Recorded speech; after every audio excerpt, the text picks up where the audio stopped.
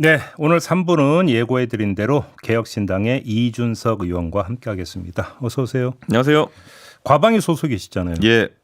박장범 KBS 사장 후보자 인사청문회 이제 끝났죠? 아니요. 오늘도 한답니다. 하루 더. 하루 더 합니까? 예. 일단 의원님의 판단은 적격입니까? 부적격입니까? 그러니까 이게 인사청문회가 사실 한계가 좀 있어요. 2, 3일 만의 시간, 뭐 사실 하루죠 원래는. 하루의 시간 안에 사람에 대해서 다 평가 내리는 게 어려운데 박장범 후보자는 좀 특이한 게 이게 높은 직위의 보직 간부나 이런 걸 해보지 않았어요. 그렇기 때문에 경영의 어떤 성과라든지 이런 걸 측정하기도 어렵고요. 그리고 뭐 법인카드 이런 것도 보니까 5년 동안 315만 원 쓴 거밖에 없더라고요. 그거는 이제 보직을 안 했기 때문에 업무 추진이라는 걸 쓸 기회가 없었기 때문에. 이진숙 방통위원장은 많이 대비되네요. 그렇죠. 그래서 이게 사실 저희가 검증할 만한 부분이 많지는 않았습니다. 그러다 보니까 그 최근에 그 대통령과의 대화 그 명품백 관련해서 파우치 얘기했던 거 그거 정도를 갖고 검증 많이 했던 것 같은데 좀 쳇바퀴 같은 상황입니다 지금 청문회는. 알겠습니다. 오늘 하루 더 한다니까 좀 진행 상황. 뭘 물어봐야 될지도 모르겠어요 이제. 네. 조금 전에 그 장해찬 전 청년 최고위원하고 이 국민의힘 그 당원 게시판 문제 그 예. 인터뷰 들으셨죠? 예. 그 이준석 의원도 잘하실 것 같은데 사건의 진실이 뭘로 추정이 되십니까? 저도 몰라서 장해찬 전 최고한테 물어본 거예요. 전화하신 게? 예, 장해찬 전 최고원이 원래 좀 이 요즘 어둠의 세력 쪽에서 일하고 있어서 그렇지. 뭐 또 어둠의 세력이야. 뭐 예전에 또 밝은 세상에서 일할 때는 예. 또 이런 거 하나 캐면 잘 캤거든요. 예. 그래가지고 장해찬 전 최고위원한테 야 이거 어떻게 된 거야 이렇게 물어봤더니만 또 상세하게 설명해 주더라고요. 대충 이해가는 부분도 있고 그런데 이해 안 가는 부분도 있고. 이해 안 되는 부분은 어떤 부분이에요? 그러니까 이게 장해찬 전 최고위원의 인식은 결국에는 한동훈 대표 측에서 이거를 아들의 문제 또는 그 부인, 딸, 부인 이런 문제 예. 쪽으로 돌리려는 것이 아니냐는 의심을 하고 있던데 사실 너무 쉽게 검증이 가능하거든요. 그거는 아들이라는 분은 아직 고등학생인가 중학생인가 그런 걸 알고 있는데 네. 그 나이대 학생이 쓸 수 있는 글인가를 보면 될 것 같고요. 저는 좀 내용이 좀 성숙한 나이가 있는 분들이 썼다고 생각했는데. 근데 아까 인터뷰에서는 그 배우자인 진은정 변호사를 집중적으로 이야기를 하던데. 왜냐하면 그 아들은 그래서 아닌 것 같고 그 딸이란 분은 유학을 가 계신 걸로 알고 있는데 그럼 IP 보면은 미국인지 한국인지 보면 바로 나오거든요. 그러다 보니까 이제 그 부인분 되시는 분한테 장해찬 전 최고가 이제 의심의 가닥을 집중하는 것 같은데 뭐 남의 집에 불난 건데 뭐 저희가 뭐 그렇게 할 건 없고요. 이제 뭐 다른 당이긴 합니다만. 예. 근데 아무튼 장해찬 전 최고가 오늘 인터뷰에서 이제 새로운 내용을 이야기를 한 게 당원 게시판에 올랐던 똑같은 글을 DC 인사이드나 이런 데 올렸다. 이 점은 어떻게 보세요? 같은 명의로. 뭐 조직적인가 보죠.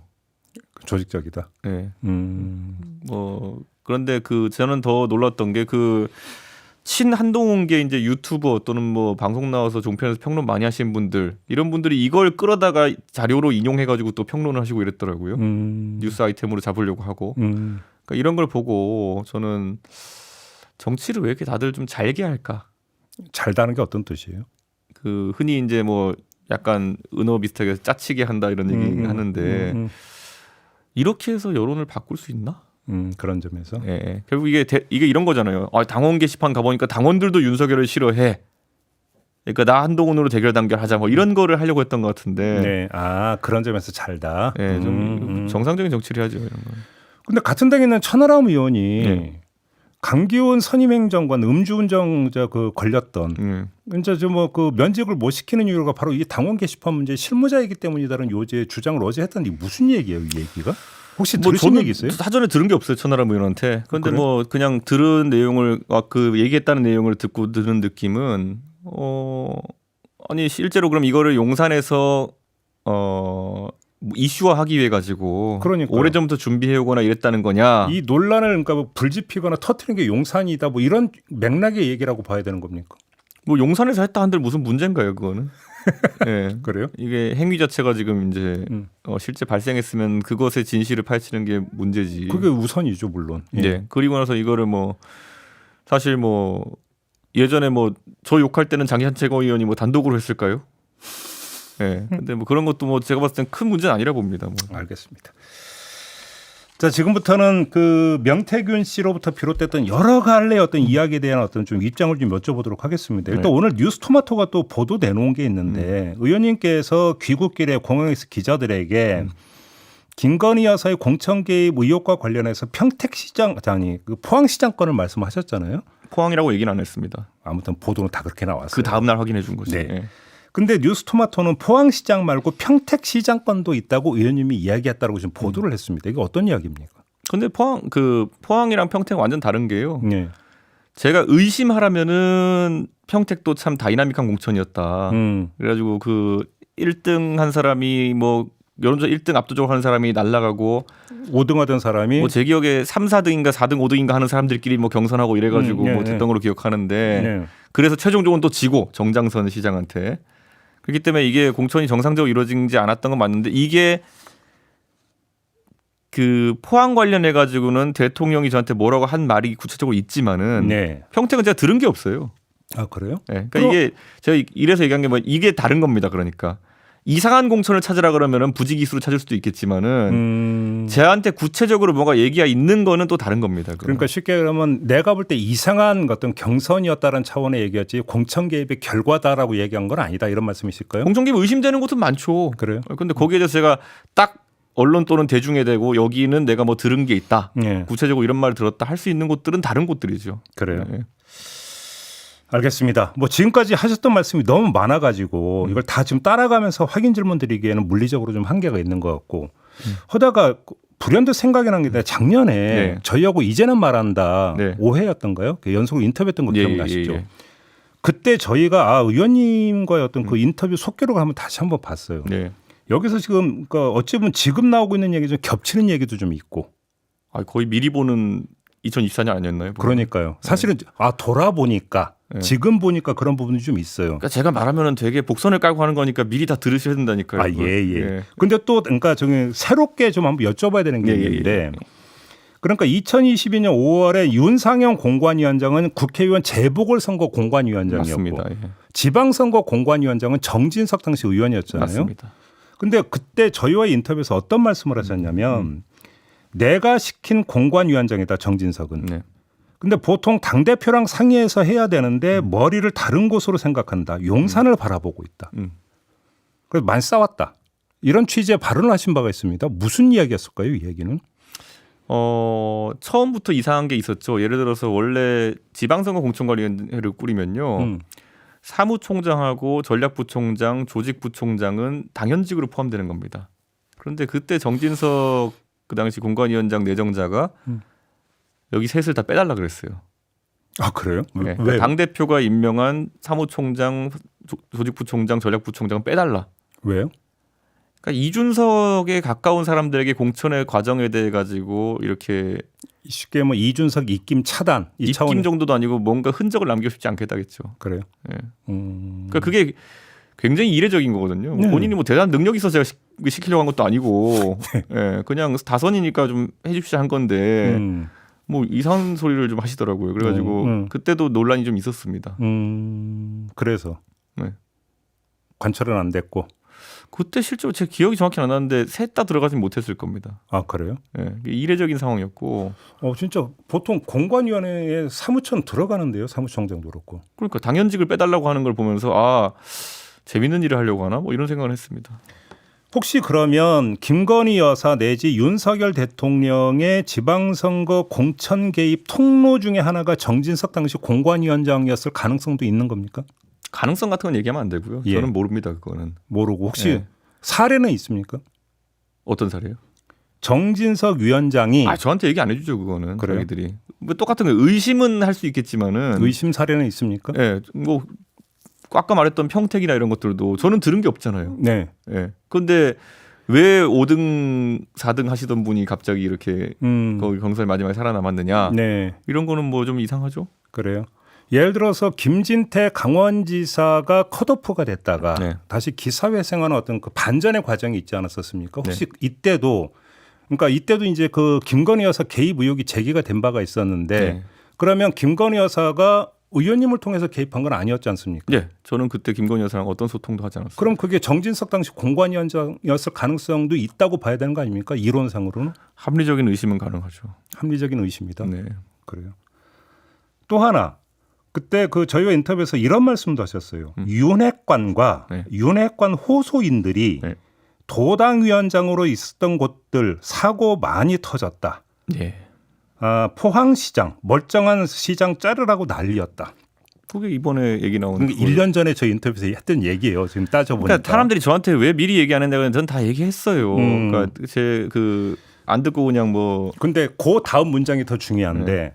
이런 것 때문에 정진석 공관위원장과 싸웠다고 말씀하셨어요. 이런 것 때문에. 그런 것도 있었죠.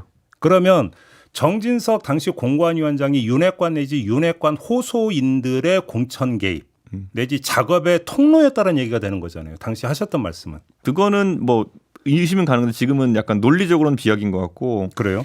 그 가장 대표적인 게 김진태 지사 공천이죠. 정진석 그 공관위원장 제가 네.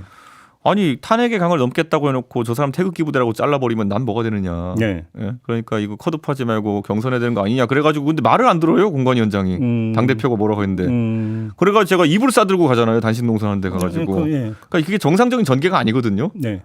제가 거기서 이거 경선을 시켜야 되는 거 아니야 그러면 내 대표님 알겠습니다가 보통 정상적인 상황인데 거기서 갑자기 제가 시켰는데 거기다 대놓고 뭐 태극기 부대니까 안 된다는 식으로 이렇게 얘기하는 거는 넌센스죠. 또 하나 그 안철수 의원 분당갑 공천이 있잖아요. 네. 용산에서 그냥 해줘라 라고 했다고 말씀하셨는데 네. 안철수 의원이 어젠가요? CBS 나가서는 네. 의원님이 공천해 준 거라는 취지의 주장을 했던데 뭐가 진실입니까? 그때 기록을 다 찾아보면요. 네. 저는 공개적 발언을 해요 항상. 저는 제가 뒤에서 음슴하게 뭐 이렇게 뭐 안 하거든요. 예. 안철수 꽃가마 태울 수 없다. 예. 이게 뭐 안철수 뭐 때문에 우리가 그런 식으로 분당감에 대우해 주느냐 다 기록이 남아 있어요. 예, 그래서 예. 보면 제가 뭐 2022년 2월달 3월달에 뭘 이렇게 본인한테 그런 식으로 뭐 나가달라고 했다는 식으로 얘기하는데 그때는 잘 생각해 보면 단일화는커녕 대선도 안 끝났을 때예요. 그래서 어디서 제가 그런 얘기를 그래요? 그럼 어제 안철수 의원이 CBS 나가서 했던 말은 사실과 다른 이야기다. 글쎄요. 저는 다른 이야기일 뿐만 아니라 예. 무슨 말을 하고 싶은지도 잘 모르겠는 게 제가 기록이 그때 찾아보면 2022년 한 5월 이때쯤 4월 이때쯤 제 발언을 다 보면 분당갑과 관련해 가지고 여기는 꽃가마 태울 수 없다 뭐 이런 것부터 해도 그런 것들만 남아 있어요. 그래요? 네. 그러면 그게 용산의 진가 그 작업이었다고 그렇게 생각을 하시는 겁니까? 그러니까 제가 구체적으로 얘기했잖아요. 그러니까 김은혜 지사가 출마를 하도록 어떤 뭐 그것도 복잡한 얘기지만은 예. 된 상황에서 김은혜 지사가 뭐 울고불고 해가지고 어쩔 수 없다 안철수 줘야 된다 이런 식으로 얘기했다고 제가 구체적으로 다 얘기했잖아요. 네. 그래요. 알겠습니다. 이것도 사실은 지방선거와 연결이 되는 건데 우리 의원님과 그 명태균 씨 간에 네. 여론조사와 관련된 이야기가 좀 나왔었잖아요. 네. 그 김소연 변호사가 며칠 전에 저희와의 인터뷰에서 영장실질심사 과정에서 검찰이 PPT까지 띄워가지고 의원님과 명태균 씨 사이에 오갔던 카톡 대화를 보여줬다. 근데 거기서 보면 의원님이 여론조사를 가지고 와라. 그다음에 더 구체적인 걸 가지고 와라. 그래서 가져갔더니 함성득 교수에서 전달을 해서 윤상현 공관위원한테 전달하게 하라라고 이야기한 카톡 대화가 있었다라고 지금 주장을 했거든요. 그거야 뭐 그분이 그런 식으로 변론하고 언론 플레이를 하는 거에 대해서 의뢰인이 어떻게 반응했는지 어째 결과가 나왔잖아요. 아니 근데 이거는 김소연 변호사가 얘기한 건 검찰이 PPT까지 띄워서 그러니까 그 PPT를 누가 봤나요 지금 보면은? 그러니까 저는 지금 이렇게 단언적으로 얘기 드리는 게 그분이 지금 변호를 어떤 방식으로 하고 언론을 어떻게 했는지는 다 봤잖아요. 예. 그러니까 그 안에서 저는 지금 그분의 뭐 주장 자체에 대해 대응할 이유가 없고. 근데 그게 어떤 의견이 아니라 검찰이 이렇게 했다라는 사실 진술인데 그걸 왜냐하면 그거는 다르게 얘기했을까요? 다른 사람이 확인을 못 하잖아요. 물론 그렇긴 하겠죠. 그런 상황 속에서 지금 하는 얘기들이잖아요. 예. 지금 보면은 제가 그래서 거기에 그 사정을 아는 사람, 다른 사람한테 그럼 진짜 그분이 했다는 말대로 거기서 그 이준석과 김종인 얘기가 9이고 나머지가 1이었냐 절대 아니라는데요. 알겠습니다. 아무튼 김소연 변호사는 그 저희 인터뷰에서 그래서 이 카톡 대화가 4월 4일, 7일 있었다라고. 잘 생각해 보시면 4월 2일, 4일, 7일이면은 공관위도 구성되지 않았을 때입니다. 근데 조금만 질문 더 드릴게요. 근데 4월 2일 그 전에 영장실질심사 있기도 한참 전에 공개된 녹취록이 있어요. 그게 뭐냐면 명태균 씨와 강혜경 씨가 대화를 나눈 녹취록 4월 2일에 있었던 대화 녹취록인데 그 녹취록을 보면 명태균 씨가 강혜경 씨한테 어떻게 이야기를 하냐면 이준석이가 공표조사나 비공표라도 김지수 이기는 걸 가져오면 전략공천 줄 거라고 한다라고 이야기하는 녹취록이 이미 그 전에 공개가 된 게 있어요. 제가 그래서 이거는 얘기했잖아요. 4월 2일이라고 정확히 일자가 겹치는데 이 부분 어떻게 봐야 될까요? 제가 그래서 얘기했잖아요. 저는 어느 누가 공천 관련해서 얘기해도 전략공천에 대해서 물어보면은 딱 원래 전략공천 사전적 정의에서 얘기해줬다. 전략공천이라는 거는 상대 후보에 대한 경쟁력이 월등하다는 그런 객관적 자료가 있을 때 주는 거다. 네. 그런데 여기서 제가 그래서 설명했잖아요. 김지수 후보라는 분은 민주당 후보로 그 당시에 유력하게 예측되던 분인데 그분이랑 경쟁력 조사를 그래가지고 가가지고 돌린 것 같아요. 그런데 그분하고 조사는 의미가 없어요. 거기 창원 의창은 압도적 우세 지역구거든요. 네. 그러면 보통 그런 얘기를 할 때는 내부에서 경쟁하는 그 당내 후보와의 경쟁력이 월등한 사람에게 전략공천 주는 거다인데 그거를 제대로 알아듣지도 못한 거잖아요. 그거는. 그러면 이런 말씀을 하신 적이 없다? 그러니까 그 조사를 갖고 왔다 해가지고 그걸로 전략공천 주진 않죠. 그러니까 예를 들어 대구에 가가지고 김종배라는 사람을 국민의힘 후보로 타이틀 달아가지고 민주당 후보 이준석이랑 여론조사 돌리면 압승하세요. 그런데 네. 그 자료를 가지고 김종배에게 공천 줘야 된다? 뭐 그런 거잖아요. 아무튼 이런 말씀 하신 적이 없다라는 말씀이실까요? 정리를 하면? 예, 저는 그런 거 이게 논리적으로 말이 안 되는 거기 때문에 할 수가 없어요. 그러면 결국은 이제 관건은 그러면 진짜로 그 김소연 변호사가 영장실질심사 과정에서 받아낸 카톡이 있느냐 없느냐 이게 결국 관건이 되겠네 그러면. 아니 있다 하더라도 그러니까 이런 거잖아요. 카톡이라는 거는 다 계속 쭉 얘기한 맥락이 있는 거고 뭐지 봐야 되는 건 저는 그때 제가 그때 얘기했지만 카톡은 제 핸드폰에 지금 넘어와 있지가 않아요. 제가 그때 했던 게 왜냐하면은 이 어르신들이 제 전화번호를 공공재같이 써가지고 단톡방에 하도 초대 많이 해가지고 그 톡 플러스라고 250기가의 그 서랍에 넣을 수 있는 한도를 벗어나요. 그래서 핸드폰 바꿀 때마다 다 지워져요. 지금. 통화는 이제 자동 저장이 통화는 됐지만 자동 저장이 되니까 카톡은 네. 거기 안 됐다. 네.